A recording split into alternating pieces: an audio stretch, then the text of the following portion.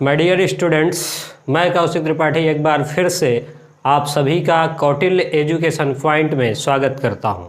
और जैसा कि आप जानते हैं कि हमने सफलता बैच 2021 को शुरू किया है ताकि आप यूपी बोर्ड में मिनिमम 85% मार्क्स ला सकें, तो उसके लिए आज हम सब लोग उसी बैच को आगे जारी रखते हुए कक्षा 12 के भौतिकी के फर्स्ट चैप्टर को डिस्कस करेंगे, जिसमें हम ये देखेंगे कि किस तरीके के क्वेश्चंस हमारे एग्ज़ाम के पॉइंट ऑफ व्यू से इम्पॉर्टेंट हैं, किस तरीके के क्वेश्चंस आपके एग्ज़ाम में आएंगे, और हर एक चैप्टर का हम ब्रीफ रिवीजन देखेंगे जो इम्पॉर्टेंट चीज़ें हैं, और उसके बाद प्रश्नों को सॉल्व करने की रणनीति और हम मल्टी डायमेंशन से कनेक्ट करके किसी भी चीज़ को कैसे देख पाएँ, ये चीज़ें हम बहुत बारीकी से समझने वाले हैं।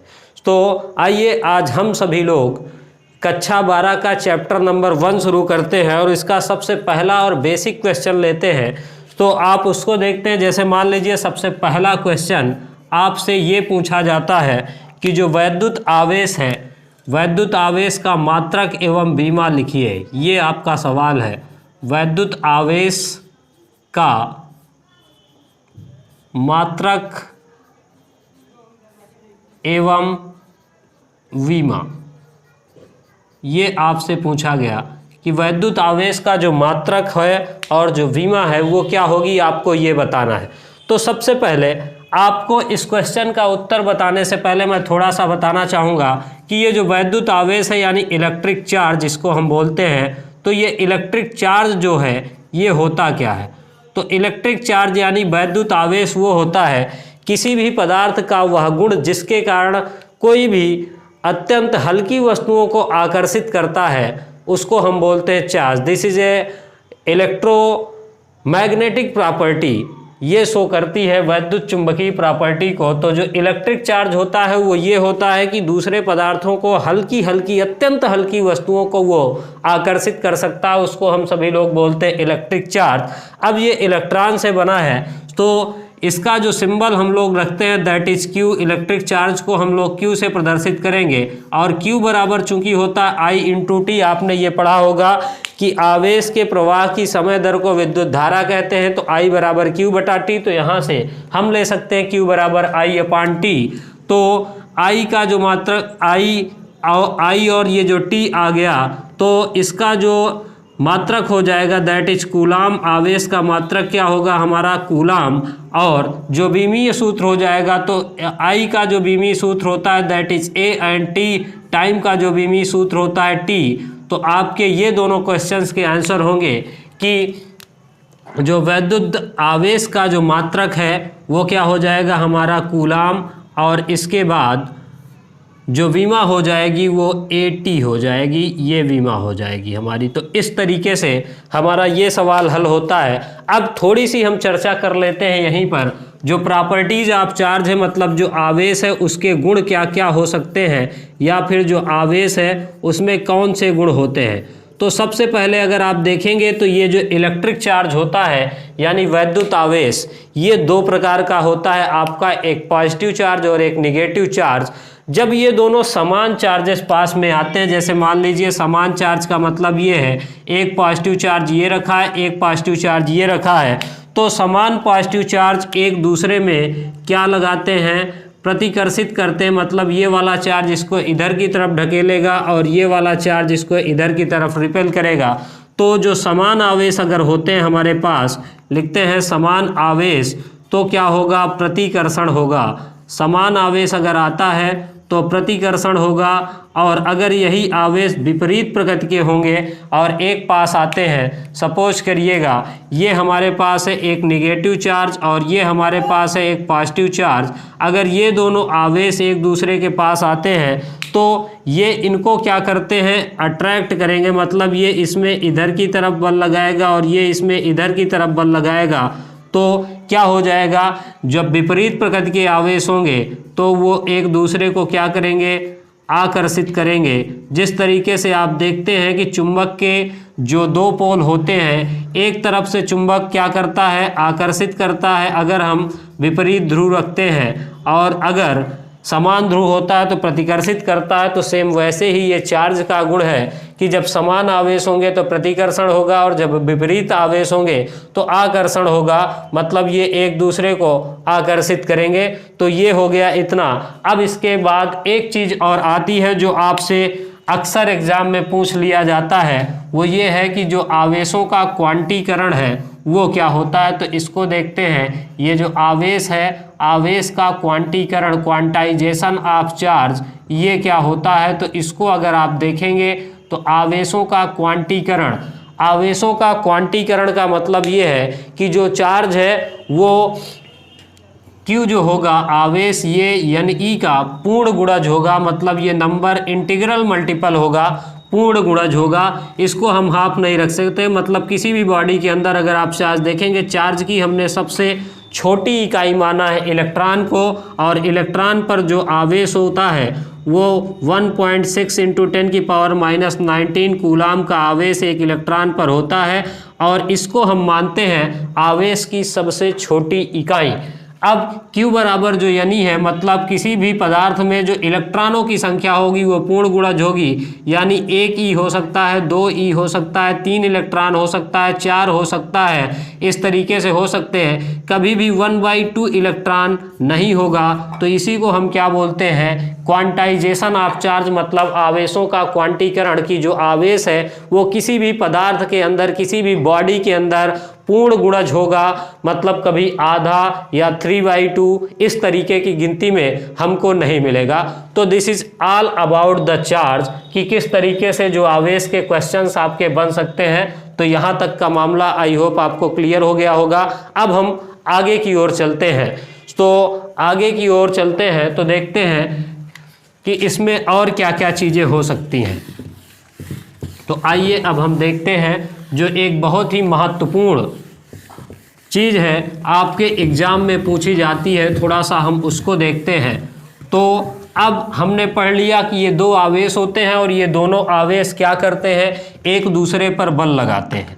कैसा बल लगाते हैं, कभी आकर्षण का लगाते हैं, कभी प्रतिकर्षण का लगाते हैं। तो ये जो बल है, जो आवेश लगाते हैं, ये कितना होगा, इसको क्लैरिफाई किसने किया, कूलाम नाम के वैज्ञानिक ने, और एक नियम बना जिसको आप कूलाम का नियम बोलते हैं। तो आपके एग्ज़ाम में ये भी आ सकता है कि कूलाम के नियम को परिभाषित कीजिए, या ये जो कूलाम का नियम है ये क्या है। तो आप जरा सा इसको देखेंगे तो अभी मैंने आपको बताया ये चार्ज दो हैं, मान लीजिए हमारे पास ये दो चार्ज हैं, और दोनों को हमने मान लिया दोनों पॉजिटिव चार्ज हैं, हमारे दोनों में समान धनात्मक आवेश है। तो अगर आप देखेंगे तो ये दोनों चार्ज क्या करेंगे, फोर्स लगाएंगे। मैंने अभी आपको बताया ये इसमें इसी अक्ष के अनुदिश इधर की तरफ फोर्स लगाए, कभी फोर्स ऐसा ये नहीं लगा सकता, सीधा सीधा अपने अक्ष के अनुदिश इसमें फोर्स लगाएगा और ये इसमें इधर की तरफ फोर्स लगाएगा। ये वाली डिस्टेंस अगर r है, यहाँ से यहाँ तक की डिस्टेंस जो है, इस आवेश से लेकर के इस आवेश तक के बीच की जो दूरी r है, तो ये जो लगने वाला फोर्स है वो कितना होगा। तो इसके बारे में कूलाम ने कहा कि किन्हीं भी दो स्थिर बिंदु आवेश, अब आप देखिएगा ये बिंदु आवेश जो है ये भाग नहीं रहे, ये अभी स्टेबल चार्ज है। चूंकि इलेक्ट्रोस्टैटिक्स हम पढ़ रहे हैं और इलेक्ट्रोस्टैटिक्स में हम किसका अध्ययन करते हैं, स्टेबल चार्जेस का, रुके हुए चार्जेस का। तो ये दोनों चार्ज स्थिर अवस्था में है। अब इन दोनों के बीच में जो फोर्स लगेगा, तो कूलाम ने ये कहा, आप लिखने का प्रयास भी कर सकते हैं या फिर आप बुक से पढ़ लीजिएगा। तो किन्हीं भी दो स्थिर बिंदु आवेशों के बीच में लगने वाला जो बल होगा वो इन दोनों आवेशों के गुणनफल के अनुक्रमानुपाती, दोनों आवेश, जैसे अगर हम मान लें ये वाला आवेश Q1 है और ये वाला आवेश Q2 है, तो सबसे पहली चीज जो कूलाम ने कही वो ये कहा कि इन दोनों आवेशों में जो लगने वाला बल है, इन दोनों आवेशों के गुणनफल के अनुक्रमानुपाती, मतलब F is directly proportional to Q1 into Q2। And दूसरी बात उसने कही कि बीच की दूरी के वर्ग के व्युत्क्रमानुपाती होता है, मतलब F is inversely proportional to r²। तो कूलाम ने सिंपल सी ये बात बोली कि इन दोनों आवेशों के बीच में लगने वाला बल दोनों चार्जेस के गुणनफल के अनुक्रमानुपाती और उनके बीच की दूरी के वर्ग के व्युत्क्रमानुपाती होता है। अगर आप इन दोनों चीज़ों को मिलाएंगे तो F is directly proportional to, आप लिख सकते हैं Q1 Q2 अपॉन r²। चूंकि ये दोनों बराबर हैं तो ये F is directly proportional to Q1 Q2 upon r square. अगर हमने इसको इक्वेशन फर्स्ट माना था, इसको इक्वेशन सेकंड माना था, तो फर्स्ट और सेकंड से हम इसको प्राप्त कर सकते हैं। अब आपने सिंपल सा ये बात पढ़ी हुई है कि जब हम कभी भी क्या करते हैं, इस प्रोपोर्शनल के चिन्ह को हटाते हैं तो एक कांस्टेंट आता है, मान लीजिए वो कांस्टेंट Q है, तो F बराबर K Q1 Q2 upon r square. अब ये हो गया हमारा कूलाम्स लॉ। इसके बाद कूलाम से ये कहा गया ये जो K है इसकी वैल्यू क्या होगी, तो K का जो मान है K बराबर होगा 1/4 पाई एप्सिलॉन 0, और इसकी जो वैल्यू आ जाएगी आपकी 9 × 10⁹ ये आपको याद रखना है। तो K बराबर 1/4 पाई एप्सिलॉन 0, जिसकी जो वैल्यू होती है न्यूमेरिकल वैल्यू दैट इज 9 × 10⁹ अब यहाँ पर ये टर्म आपके लिए नया है, तो ये एप्सिलॉन 0 क्या है, एप्सिलॉन 0 है निर्वात की वैद्युतशीलता, यानी निर्वात की वैद्युतशीलता को हम बोलते हैं एप्सिलॉन 0। तो ये हो गया आपका निर्वात की वैद्युतशीलता, और इसका जो मान होगा इसको आपको ध्यान में रखना है। ये निर्वात की वैद्युतशीलता है और इसकी जो आपकी वैल्यू आएगी that is 8.85 × 10⁻⁻12 newton metre square, और अभी हम इसके डायमेंशन और यूनिट की बात कर रहे हैं। तो ये हो जाएगा हमारा 8.85 × 10⁻12 हो जाएगा इसका जो मान है। अब ये जो वैद्युतशीलता होती है ये क्या होता है, इसको थोड़ा सा हल्का ब्रीफ समझते हैं। तो वैद्युतशीलता ये किसी भी पदार्थ, किसी भी माध्यम का वो गुण होता है जो डिसाइड करता है कि इन दोनों चार्जेस के बीच में कितना फोर्स होगा। सपोज करिएगा आप, अगर ये चार्जेस निर्वात में रखे गए हैं तो जो लगने वाला बल होगा वो इतना होगा, मतलब हम इस फोर्स में इतने से डिवाइड करेंगे। और अगर ये जो चार्ज है ये किसी मीडियम बदल गया तो उसमें ये देखा कि जो चार्ज है इसमें लगने वाला बल माध्यम पर निर्भर करता है। मतलब अगर हम इन दोनों चार्जेस को ले गए और एक पानी में डुबा दिया तो उसकी जो उसमें लगने वाला फोर्स होगा वो बदल जाएगा। इसलिए इसका जो मान है एप्सिलॉन 0 का वो कुछ इस तरीके से हुआ, और आप इसको इस तरीके से देख सकते हैं। तो अगर मान लीजिए इसके बाद कोई दूसरा आ जाता है, मीडियम बदलता है, तो उसको हम एप्सिलॉन मीडियम या फिर एप्सिलॉन m लिख सकते हैं, और ये हो जाएगी किसी भी माध्यम, मतलब जब माध्यम निर्वात ना हो करके कोई भी दूसरा हो सकता है, पानी हो सकता है, कुछ भी हो सकता है। जैसे आप देखते हैं कि जब कभी आप बहुत अंदर चले जाते हैं कमरे में तो वहाँ पर नेटवर्क जो है आपके मोबाइल का वो डाउन हो जाता है, यानी कम आवाज़ आती है। तो वो इसी कारण होता है चूँकि मीडियम जो है वो चेंज होता रहता है। तो ये इतनी बात हो गई। अब इसके बाद जो रिलेटिव परमिटिविटी का एक टर्म है यानी निरपेक्ष वैद्युतशीलता, तो निरपेक्ष वैद्युतशीलता को अगर आप देखेंगे तो आपको मिल सकता है कि जो निरपेक्ष वैद्युतशीलता होती है वो क्या होती है, तो माध्यम की वैद्युतशीलता यानी ये K बराबर होगा एप्सिलॉन 0, जहाँ पर एप्सिलॉन क्या है, ये हो गई हमारी माध्यम की वैद्युतशीलता। और इसके बाद अगर आप नीचे देखेंगे तो एप्सिलॉन नॉट जो है या फिर एप्सिलॉन 0 भी आप बोल सकते हैं, तो ये हो गई निर्वात की वैद्युतशीलता। तो माध्यम की वैद्युतशीलता और निर्वात की वैद्युतशीलता का जो अनुपात होगा उसको हम बोलेंगे निरपेक्ष वैद्युतशीलता। इसको आपको याद रखना है। अब ये जो निरपेक्ष वैद्युतशीलता है इसका कोई भी मात्रक नहीं होगा, ये रिलेटिव परमिटिविटी है, तो आप इसको ER से भी या K से भी प्रदर्शित कर सकते हैं। तो यहाँ से अगर आप देखेंगे तो जो माध्यम की वैद्युतशीलता यानी एप्सिलॉन बराबर हो जाएगा एप्सिलॉन 0K। ये आपको इतनी चीज़ें ध्यान में रखनी है। अब जो हमेशा अक्सर पूछा जाने वाला सवाल है कि ये जो एप्सिलॉन 0 है इसका बीमीय सूत्र और मात्रक बताइए, ये सबसे ज़्यादा पूछा जाने वाला सवाल है। तो इसको आपको 100% ध्यान में रखना है। तो अभी आप देखिए यहाँ पर मैं लिख देता हूँ एप्सिलॉन 0 का बीमीय सूत्र एवं मात्रक। तो बीमीय सूत्र एवं मात्रक ये दो चीज़ें आपको जाननी, बीमीय सूत्र व मात्रक। तो अब आप देखिएगा थोड़ा सा मैं इधर की चीज़ों को मिटाना चाहूँगा और इसके बाद हम आगे चलेंगे।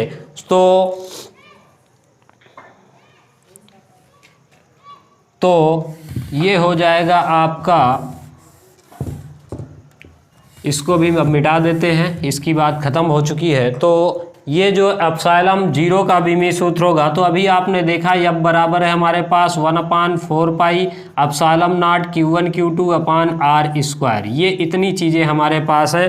अब हमको चाहिए एप्सिलॉन जीरो, तो हमने इसको इधर की तरफ भेजा, तो ये हो जाएगा एप्सिलॉन नॉट बराबर Q1 Q2 अपान F R स्क्वायर। तो ये हो जाएगा। अब अगर इसका मात्रक आप बनाना चाहेंगे तो देखिएगा, चार्ज को अभी मैंने किससे बताया, किससे मेजर करते हैं, कूलाम से। तो ये coulomb into coulomb that is coulomb square upon force को हम किससे मेजर करते हैं, बल का मात्रक न्यूटन है हमारे पास, और दूरी का मात्रक हो गया हमारे पास मीटर, और घात 2 है तो हमने घात 2 लगाया। तो इसका जो मात्रक हो जाएगा वो हो जाएगा हमारा कूलाम स्क्वायर प्रति न्यूटन मीटर स्क्वायर। मैं हिंदी में लिख देता हूँ, प्रति न्यूटन मीटर स्क्वायर। ये हो जाएगा हमारा मात्रक किसका, एप्सिलॉन जीरो का। अब आप बीमा लिखना चाहते हैं तो मैंने अभी आपको बताया जो क्यू की बीमा होती है वो होती है AT। यहाँ पर लिखते हैं हम लोग बीमा। तो बीमा की अगर आप बात करेंगे तो मैंने अभी आपको बताया क्यू की जो बीमा होगी वो AT। अब ये AT जो है ये 2 बार है, तो AT इंटू AT हो गया अपान F की जो बीमा फोर्स की होती MLT-2 इंटू R की जो R मतलब दूरी, दूरी को हम लेंथ से L से डिनोट करते हैं दूरी की बीमा को। तो अगर आप देखेंगे AT मतलब A square T square upon ML की पावर 2 और 1 3 हो जाएगा, और T की पावर -2 हो जाएगा। अब इसको अगर आप थोड़ा सा और सिंप्लीफाई करेंगे तो m ऊपर जाएगा तो m की पावर -1, l ऊपर जाएगा तो l का l -3 हो जाएगा, और t ये -2 ऊपर गया +2 और +2 t की पावर 4 हो गया, और a2 तो m-1 l-3 t4 a2। ये आपको 100% ये 2 चीज़ें ध्यान में रखनी है। ये आपके एग्जाम्स में 100% ये चीज़ें जो मैंने अभी यहाँ तक डिस्कस की है ये पूछी जाती हैं, तो आप इनको अच्छी तरीके से याद रखेंगे। अब इसके बाद हम अगले कॉन्सेप्ट पे चलते हैं जो आपसे पूछा जाता है, उसको देखते हैं। तो अगर आप उसकी बात करेंगे या फिर उससे थोड़ा सा पहले कुछ कूलाम सलाह में सवाल भी बनते हैं तो उनको भी आप कर सकते हैं। और इसके पहले हम थोड़ा सा जो अगला सवाल छोटा एकदम आपसे पूछा जाता है, दैट इज़ वो आपसे ये पूछता है कि जो वैद्युत क्षेत्र की तीव्रता है, वैद्युत क्षेत्र की तीव्रता का मात्रक बताइए। तो वैद्युत क्षेत्र की तीव्रता का जो मात्रक है वो क्या होगा, आपसे अगला सवाल ये पूछा जाता है। तो सबसे पहले आइए थोड़ा सा समझने की हम लोग कोशिश करते हैं कि जो वैद्युत क्षेत्र है वो क्या होता है। तो वैद्युत क्षेत्र की अगर आप बात करेंगे तो एक ये आवेश है, मैंने अभी आपसे बताया कि ये आवेश दूसरे आवेश पर बल लगाता है। तो ऐसा नहीं है कि अगर आप इसमें बस ये इधर बल लगाता है, नहीं, इसका जो वैद्युत क्षेत्र है वो चारों तरफ इस तरीके से होगा। अब जैसे एक बल्ब है, सेम आप आवेश को बल्ब के तरीके से मान सकते हैं। बल्ब यहाँ पर जलता है और काफ़ी दूर तक रोशनी जाती, मतलब ये अपने चारों तरफ प्रकाश देता है। तो सेम उसी तरीके से आपका एक चार्ज होगा जो अपने चारों तरफ क्या करता है, एक इलेक्ट्रिक फील्ड क्रिएट करता है। और जब ये एक इलेक्ट्रिक फील्ड क्रिएट करता है, मतलब जैसे बल्ब का प्रकाश है, सेम वैसे ही आप मान लीजिएगा कि चार्ज है, आवेश है, उसका जो क्षेत्र है, जैसे बल्ब की रोशनी का एक क्षेत्र है और धीरे धीरे दूर जाते जाते खत्म हो जाती है, सेम वैसे ही इसका भी जो लगने वाला बल है वो धीरे धीरे दूरी के साथ साथ घटता जाता है। कितना घटता है, वर्ग के व्युत्क्रम अनुपात में घटता जाता है। तो इस तरीके से अगर आप देखेंगे तो इसका क्या होगा, इस आवेश के प्रभाव का जहां तक हम अनुभव कर सकेंगे, अनुभव करने के लिए हम क्या करेंगे, कोई भी एक टेस्ट चार्ज लेकर के आएंगे तो ये उस पर क्या करेगा, फोर्स लगाएगा। अगर ये फोर्स लगाता है तो कोई भी किसी भी आवेश का वह क्षेत्र जहां तक हम उसके प्रभाव का अनुभव कर सकते हैं उसको हम क्या बोल देंगे, सिंपली वैद्युत क्षेत्र बोल देंगे। अब ये जो वैद्युत क्षेत्र की तीव्रता है ये क्या होगी, तो वैद्युत क्षेत्र की तीव्रता का जो सिंबल होता है दैट इज ई, ये एक सदिश राशि है और ई बराबर हो जाएगा F अपान क्यू, F अपान क्यू हो जाएगा। तो जो वैद्युत क्षेत्र की तीव्रता है वो ये कहता है अगर 1 कूलाम का चार्ज रखा हुआ है तो कोई भी चार्ज जितना फोर्स लगाए, अगर जितना फोर्स लगाएगा 1 कूलाम के चार्ज पर, वो उसका क्या कहलाएगा, वैद्युत क्षेत्र कहलाएगा। तो E बराबर आपके लिए हो जाएगा F/Q। अब आप देखिएगा F को हम किससे डिनोट कर, F का मात्रक न्यूटन से हम इसको दिखाते हैं, और Q अभी आवेश को मैंने आपको बताया कि कूलाम से दिखाएंगे। तो वैद्युत क्षेत्र की तीव्रता का जो मात्रक हो जाएगा, यानी E बराबर हो गया हमारा न्यूटन प्रति कूलाम। अब ये जो न्यूटन प्रति कूलाम हो गया, आप या तो फिर इसका दूसरा भी मात्रक हमारे पास हो सकता है, और दूसरे मात्रक या तो आप इसका विमीय सूत्र भी देख सकते हैं। तो कूलाम का हो, ये न्यूटन का हो गया mLT - 2/AT, और इसको अगर आप देखेंगे तो mLT-3 हो जाएगा और A-1 हो जाएगा, ये इसका विमीय सूत्र हो जाएगा। तो ये दो चीज़ें आपको यहाँ तक ध्यान में 100% रखनी होगी। अब ये जो वैद्युत क्षेत्र की तीव्रता है, इसमें एक सवाल आपसे और पूछ लिया जाता है कि बिंदु आवेश के कारण उत्पन्न वैद्युत क्षेत्र की तीव्रता की गणना कीजिएगा। तो बस थोड़ा सा हम और डिस्कस करेंगे इसमें। तो आई होप आपको ये चीज़ें क्लियर हैं, और मैं इसको मिटाना चाहूँगा। तो जो वैद्युत क्षेत्र की तीव्रता का मात्रक आप देख चुके हैं, तो ये हो गया हमारे पास क्या, न्यूटन प्रति कूलाम, और इसका जो विमीय सूत्र हुआ वो भी आपने देख लिया है। तो ये दो चीज़ें आपकी हो गई हैं। इसके बाद अगर आप चाहें तो वैद्युत क्षेत्र की तीव्रता के मात्रक में वोल्ट प्रति मीटर को भी रख सकते हैं। तो या तो वोल्ट प्रति मीटर आपको ऑप्शन मिलेगा, या फिर न्यूटन पर कूलाम मिलेगा। दो में से एक कोई भी हो सकता है, टेंशन लेने की कोई बात नहीं है। अब इसके बाद आगे हम चलते हैं। तो ये एक सवाल आपसे पूछा जाता है कि बिंदु आवेश के कारण उत्पन्न वैद्युत क्षेत्र की तीव्रता बताइए। तो ये बिंदु आवेश है, बिंदु आवेश के कारण वैद्युत क्षेत्र की तीव्रता, ये आपसे सवाल कभी कभी पूछ लिया जाता है, वैद्युत क्षेत्र की तीव्रता। तो अभी आप देखिएगा, इसको मैं पूरी तरीके से आपको क्लैरिफाई करता हूँ। आपने पढ़ा है या नहीं पढ़ा, इन चीज़ों का कोई मैटर नहीं होगा, लेकिन आप वीडियो को कंसंट्रेट होकर के देखिएगा और चीज़ों को किताब के साथ और मेरे साथ कनेक्ट करने की कोशिश कीजिएगा। यकीन मानिए आपको ये सबसे सिंपल सब्जेक्ट लगने वाला है आज के बाद। तो अगर आप देखेंगे, ये एक चार्ज है हमारे पास Q। अब हम ये जानना चाहते हैं कि इससे R दूरी पर, यानी इस पॉइंट पर वैद्युत क्षेत्र जो है वो कितना है। तो सिंपल सा एक मामला है, हम यहाँ पर एक परीक्षण धनावेश लेकर के आते हैं, जिसको हमने +Q0 से प्रदर्शित किया। ये वाली डिस्टेंस अगर इसके यहाँ से यहाँ तक की R है, तो आपको मैंने अभी बताया है कि दो आवेशों के बीच में बल लगेगा। एक आवेश ये हमारा, एक आवेश ये है। तो कूलाम के नियम के अनुसार इन दोनों आवेशों के बीच लगने वाला बल F बराबर 1/4 पाई एप्सिलॉन 0 Q0 या Q0/R² हो जाएगा। तो ये हो गया। अब इसके बाद एक चीज़ मैंने और आपको बताई है कि जो E बराबर होगा वो F/Q0 होगा। तो अगर आप देखेंगे F का मान इस समीकरण में रखेंगे तो E बराबर आपको क्या मिल जाएगा, 1/4 पाई एप्सिलॉन 0 Q0/R², और इसके बाद Q0 करेंगे तो ये और ये कैंसिल हो जाएगा। तो E बराबर क्या हो जाएगा, that is 1/4 pi epsilon 0 Q/R²। तो ये इतना हो जाएगा आपका वैद्युत क्षेत्र की तीव्रता, बिंदु आवेश के कारण किसी बिंदु पर उत्पन्न वैद्युत क्षेत्र की तीव्रता। ये पॉइंट P पर जो वैद्युत क्षेत्र की तीव्रता होगी वो E बराबर 1/4 पाई एप्सिलॉन 0 Q/R² के बराबर हो जाएगी। तो ये इतनी चीज़ें आपको एकदम क्लियर हो गई होंगी। अब इसके बाद अगर आप देखेंगे तो इसके बाद जो चीज़ें आती हैं कि ये जो वैद्युत क्षेत्र बनाती है ये कौन बनाता है। तो ये हमने लाइन ड्रा की है, कुछ लाइन हमने ड्रा की है। तो एक सवाल आपसे ये भी बनता है कि जो वैद्युत बल रेखाएं होती हैं या वैद्युत क्षेत्र रेखाएं, ये जो हमने लाइन में बनाई हैं ये क्या होती हैं। तो थोड़ी सी चर्चा हम इस बात पर भी कर लेते हैं वैद्युत बल रेखाओं की। तो इतना आप देख लीजिए, और हो सके तो स्क्रीनशॉट ले लीजिए या फिर नोट भी आप कर सकते हैं। तो वैद्युत बल रेखाएं, अब हम इसकी चर्चा करते हैं।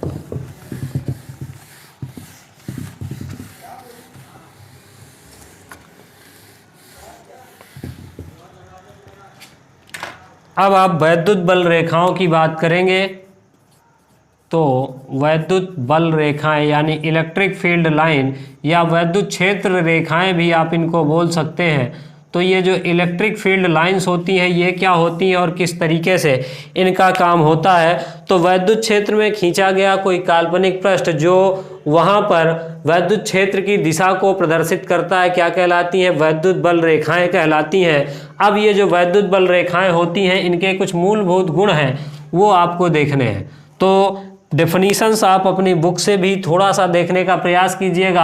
हाँ, जो चीज़ें यहाँ पर मैं बता रहा हूँ थोड़ी सी वो मैथमेटिकली हो सकती हैं, आपके एग्जाम के पॉइंट ऑफ व्यू से इम्पॉर्टेंट हैं, इसलिए आप इन पर फोकस करिएगा। और जैसे मान लीजिए आपको जो डेफिनीशंस मैं मान लीजिए जल्दी में बोल दिया हूँ तो आप उसको किताब में भी एक बार देखने का प्रयास करेंगे या जो भी संसाधन आपके पास है उससे आप एक बार देखने का प्रयास करेंगे और 100% आप यकीन मानिए वो चीज़ें आपकी क्लियर मिलेंगी।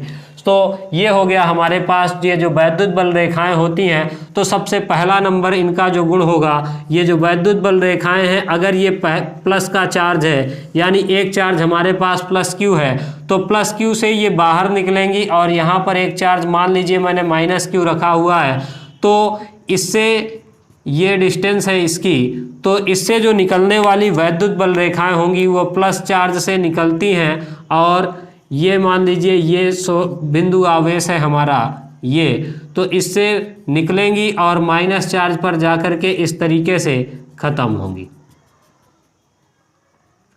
ये इस तरीके से ये सभी प्लस चार्ज से निकल करके कहाँ पर जाएंगी, माइनस चार्ज की ओर जाएंगी। तो ये इस तरीके से वैद्युत क्षेत्र रेखाएं आपकी होंगी। अब इसके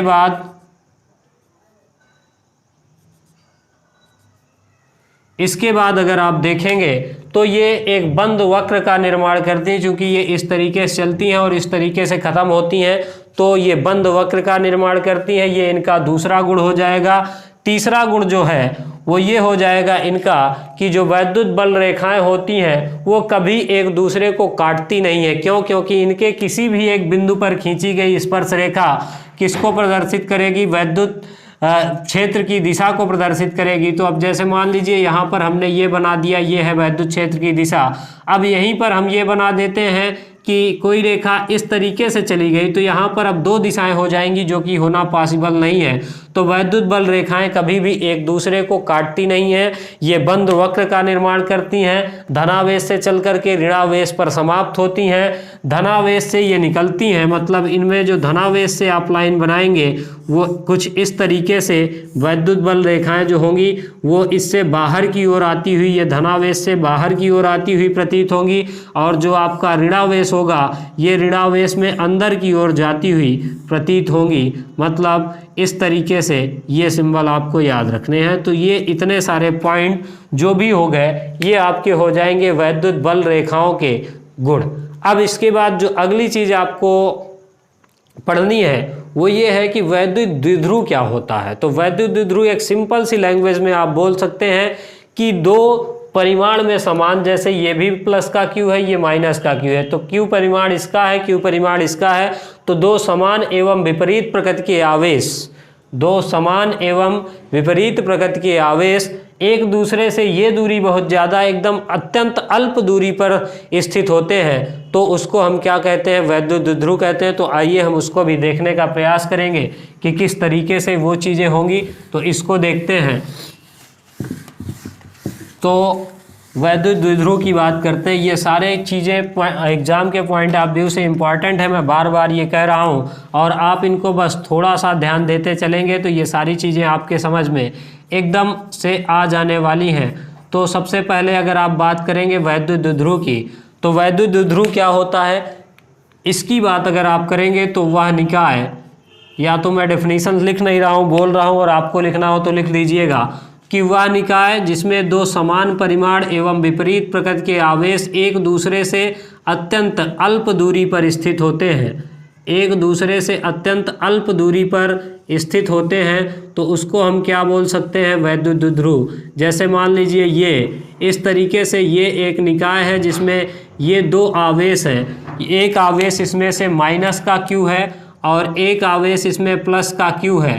तो ये दोनों आवेश परिमाण इनका क्या है, समान है, मैग्नीट्यूड सेम है, लेकिन प्रकृति क्या है, विपरीत है, एक प्लस है एक माइनस है। तो समान परिमाण एवं विपरीत प्रकृति के आवेश एक दूसरे से जब अत्यंत अल्प दूरी पर स्थित होते हैं, ये भी दूरी थोड़ी ज़्यादा है, तो उसको हम क्या बोलते हैं, वैद्युत द्विध्रुव। एक चीज़ जो आपसे पूछी जाती है वो है वैद्युत द्विध्रुव आघूर्ण। तो आपने यहाँ तक समझ लिया कि जो वैद्युत द्विध्रुव होगा वो क्या होगा। फिर इसके बाद इसी में एक शब्द और जोड़ते हैं कि वैद्युत द्विध्रुव आघूर्ण। तो इसको जो हम प्रदर्शित करते हैं वैद्युत द्विध्रुव आघूर्ण को, इसको हम P से प्रदर्शित करते हैं और P बराबर क्या हो जाएगा हमारा Q, एक आवेश का परिमाण हम ले लेंगे, चूंकि दोनों के परिमाण बराबर हैं तो चाहे आप जिसको रखेंगे तो Q हो गया, इनटू इन आवेशों के बीच की दूरी का गुणनफल क्या कहलाता है, वैद्युत द्विध्रुव आघूर्ण। यानी कहने का मतलब 2L। इसको अगर हम सेंटर मान लें इन दोनों का, तो ये वाला जो सेंटर है O, तो यहाँ से इधर की दूरी L ले ले, इधर की दूरी L ले ले, तो L और L मिलकर के 2L हो जाएगी। तो दोनों आवेशों के बीच की दूरी कितनी है, 2L है।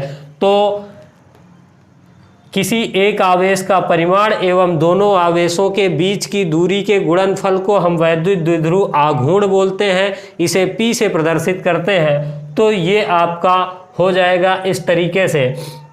अब इसके बाद जो आपके 5 नंबर का सवाल लगभग आने वाला है, वो इस वैद्युत द्विध्रुव के कारण अच्छी स्थिति और निरक्षीय स्थिति में जो वैद्युत क्षेत्र की तीव्रता होने वाली है उससे आता है। तो थोड़ा सा हम उसको देखते हैं। तो वैद्युत द्विध्रुव के कारण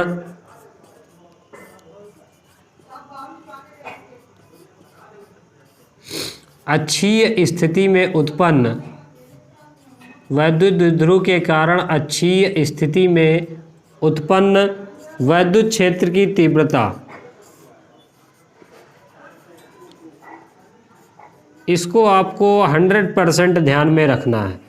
तो वैद्युत द्विध्रुव के कारण जो उत्पन्न वैद्युत क्षेत्र की तीव्रता है वो किस तरीके से होगी, उसको अगर आप देखेंगे, बस आप जस्ट मुझको 10 सेकंड का टाइम देंगे।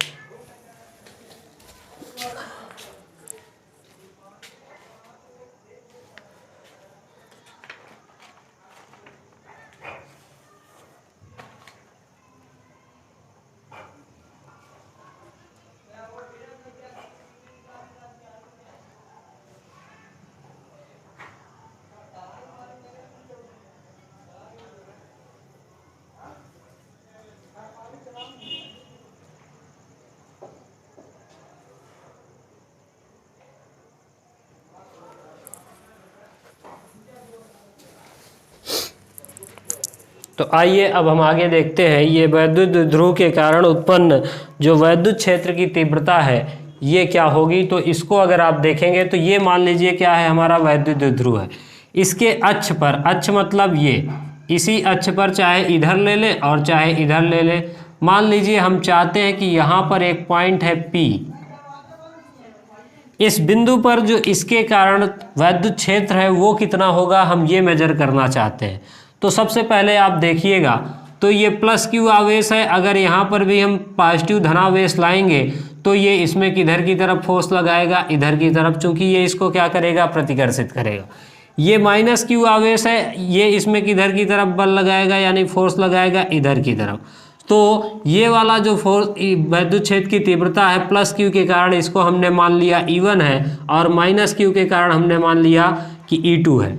तो अगर आप देखेंगे इसके केंद्र से ये मान लीजिए ये वाली जो डिस्टेंस है इस पॉइंट P तक की, ये कितनी है, R है। तो आप देखेंगे कि ये जो है ये इस पे इधर की तरफ बल लगा रहा है, ये इस पे इधर की तरफ बल लगा रहा है, और द्विध्रुव के केंद्र से दूरी कितनी है, R है। तो सिंपल सा हम लिखेंगे, माना एक वैद्युत द्विध्रुव है जिसके केंद्र से R दूरी पर एक पॉइंट P है जहां पर हमको वैद्युत क्षेत्र की तीव्रता ज्ञात करनी है। ये हो गया हमारा मामला। अब इसके बाद हम देखेंगे कि माइनस जो प्लस Q आवेश के कारण, सबसे पहले हमने मान लिया, माना प्लस Q आवेश के कारण जो उत्पन्न वैद्युत क्षेत्र है, प्लस Q आवेश के कारण उत्पन्न वैद्युत क्षेत्र की तीव्रता, तो प्लस Q आवेश के कारण उत्पन्न विद्युत क्षेत्र की तीव्रता E1 है, तो E1 बराबर ये हो जाएगा। अभी आपने देखा था विद्युत क्षेत्र की तीव्रता कितनी होती, 1/4 पाई एप्सिलॉन 0।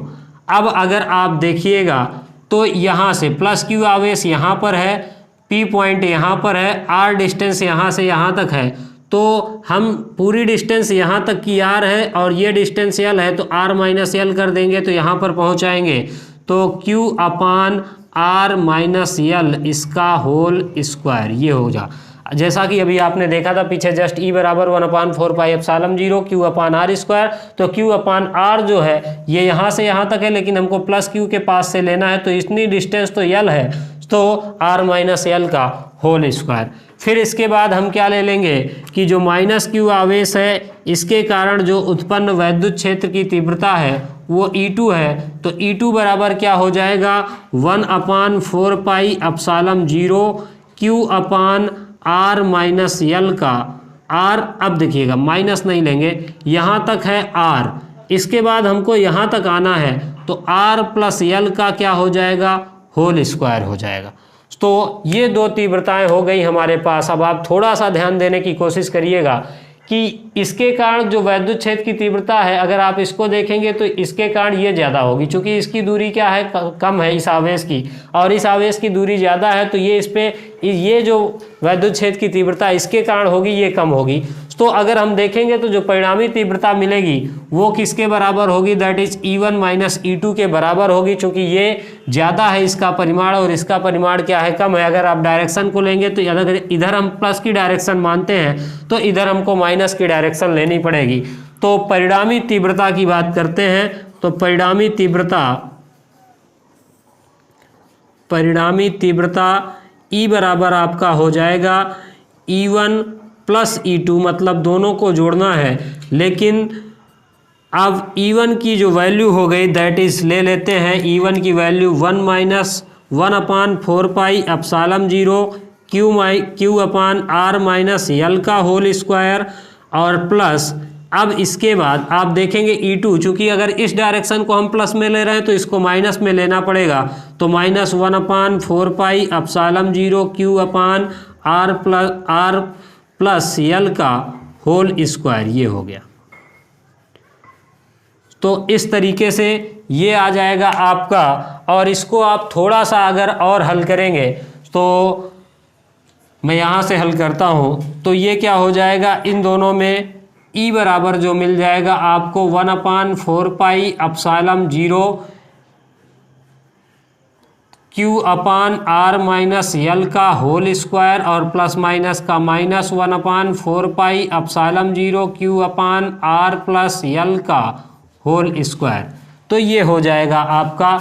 अब इसके बाद अगर आप देखेंगे तो E बराबर जो होगा इन दोनों में 1/4 पाई एप्सिलॉन 0 और Q कॉमन है, तो Q/4 पाई एप्सिलॉन 0 हमने ले लिया कॉमन, क्या बच जाएगा अंदर 1/R-L का होल स्क्वायर -1/R+L का होल स्क्वायर, तो ये आ जाएगा। अब अगर आप इसको थोड़ा बहुत और हल करेंगे तो जो आने वाली थिंग है दैट इज वो आ जाएगी E बराबर Q/4 पाई एप्सिलॉन 0। अब यहाँ पर आप LCM वगैरह सब कुछ लेकर के हल करेंगे तो ये यहाँ पर हो जाएगा R² -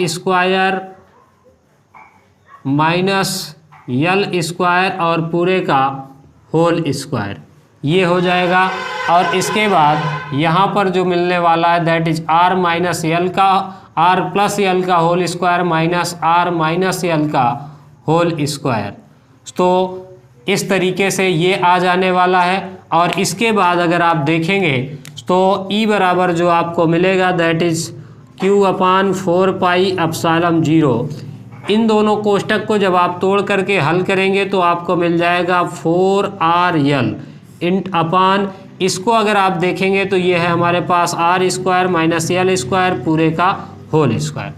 अब थोड़ा सा इसको आप और मॉडिफाई करेंगे तो हम 4RL को हम लिख सकते हैं कि 2 × 2QL और इंटू आर। अब देखिएगा 2 दूना 4 QL और आर, 2 दूना 4 QL और r upon 4 pi epsilon 0 r square minus l square, ये हो जाएगा आपका पूरे का होल स्क्वायर। अब थोड़ा सा आप देखिएगा, अभी हमने लिखा है Q इंटू 2L बराबर क्या हो जाएगा P, तो यहाँ से E बराबर क्या मिल जाएगा 2 इंटू 2QL की जगह पे हम क्या लिख सकते हैं P, तो 2PR by 4 pi epsilon 0 r square minus l square और पूरे का होल स्क्वायर। अब थोड़ा सा हम इसको और मॉडिफाई करते हैं तो जो E बराबर आपको मिल जाएगा दैट इज E बराबर 2PR 4 पाई एप्सिलॉन 0। अब देखिएगा L is very less than 2R, यल इतना है R इतना बड़ा है, तो यहाँ पर हम लिखते हैं चूँकि L is very less than 2R, इसलिए R को हम क्या करें, अगर यल को हम छोड़ दें तो यहाँ पर क्या हो जाएगा R स्क्वायर और पूरे का होल स्क्वायर। तो E बराबर हमको क्या मिल जाएगा 2PR अपान 4 पाई एप्सिलॉन 0, या तो 1 अपान 4 पाई एप्सिलॉन 0 भी आप कर सकते हैं, लेकिन अभी मैं इतना ही रहने देता हूँ। तो R स्क्वायर पूरे का होल स्क्वायर मतलब R की पावर 4, एक R से एक R कैंसिल हो जाएगा, तो यहाँ से E बराबर आपको मिल जाएगा 1 अपान 4 pi epsilon 0 2P by R की पावर 3, तो ये हो जाएगा। अब इसमें से एक बहुविकल्पी बहुत प्यारा सा क्वेश्चन बनता है कि जो वैद्युत क्षेत्र की तीव्रता होती है वो किसके व्युत्क्रमानुपाती होती है, घन के व्युत्क्रमानुपाती होती है कि वर्ग के व्युत्क्रमानुपाती होती है। तो आपको ये ध्यान देना है, जब द्विध्रुव के कारण वैद्युत क्षेत्र की तीव्रता होगी तो वो किसके व्युत्क्रमानुपाती होगी, R³ के व्युत्क्रमानुपाती होगी। तो ये टोटल मामला हुआ आपका वैद्युत द्विध्रुव के कारण अच्छी स्थिति में उत्पन्न स्थिति वैद्युत क्षेत्र की तीव्रता। तो ये इतनी चीज़ें आपको ध्यान में रखनी है। आई होप यहाँ तक का आपका पूरा मामला बिल्कुल क्लियर कट हुआ होगा। अब इसके बाद इसी तरीके से आप निरक्षीय स्थिति में भी करने का प्रयास कर सकते हैं। तो निरक्षीय स्थिति मतलब हमको ना तो इधर लेना है ना तो इधर लेना है, हम यहाँ कहीं ले सकते हैं या फिर यहाँ कहीं ले सकते हैं, किसी भी पॉइंट पर हम ले सकते हैं। तो आप उसको भी करने का स्वयं से प्रयास कीजिएगा। अगर आपको नहीं आता है तो आप कमेंट सेक्शन पे कमेंट कीजिएगा, हम उसको भी आपको करके दिखाएंगे। तो ये इतनी सारी चीज़ें आपके लिए आज के लिए मैं रखता हूँ, जिसमें आपने लगभग 5 क्वेश्चंस अपने पुटअप किए। पहला नंबर आवेश, आवेश का मात्रक और उसकी विमा क्या होगी। दूसरा नंबर आवेश का जो गुण है वो किस प्रकार का होगा। तीसरा नंबर आपने पढ़ा कूलाम्स लॉ क्या होता है, आवेशों के बीच में लगने वाला बल किस प्रकार लगेगा और वो कैसे लगेगा। चौथा नंबर आपने ये जाना जो वैद्युत क्षेत्र है वो क्या होता है। पांचवा नंबर आपने जाना जो वैद्युत क्षेत्र की तीव्रता है उसका मात्रक है वो क्या होता है। फिर इसके बाद आपने उसकी विमा और उसके मात्रक जाने, और फिर हमने जाना वैद्युत बल रेखाओं के बारे में, उनके गुण के बारे में, और फिर वैद्युत बल वैद्युत द्विध्रुव और वैद्युत द्विध्रुव आघूर्ण के बारे में जाना, और उसके कारण उत्पन्न वैद्युत क्षेत्र की तीव्रता के बारे में जाना। और यकीन मानिए यहाँ से कम आपके 2 से 3 सवाल 100% बनने वाले, चाहे वो बहुविकल्पी हो सकते हैं या फिर लॉन्ग आंसर का ये एक क्वेश्चन हो सकता है। तो आप इनको केयरफुल होकर के देखिएगा और बहुत ही जल्दी हम आपसे फिर मिलने वाले हैं। धन्यवाद।